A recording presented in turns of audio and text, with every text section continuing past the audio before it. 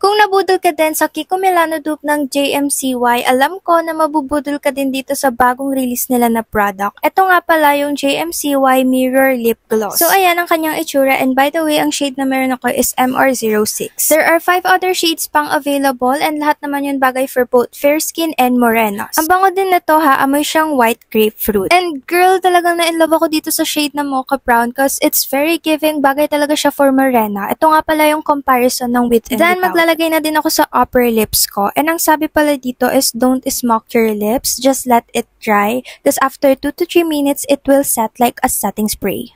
At after nun, transfer-proof na siya, waterproof, smudge-proof. Like, girl, tingnan mo naman, yung gloss lang yung nag-transfer but not the pigment. It's still there, very giving pa din and slayable ang lips ko. So, please naman, JMCY, i-release nyo na to agad because I'm planning to buy all the shades. Kaya naman sabay-sabay tayo mag-abang sa launch nitong product na to.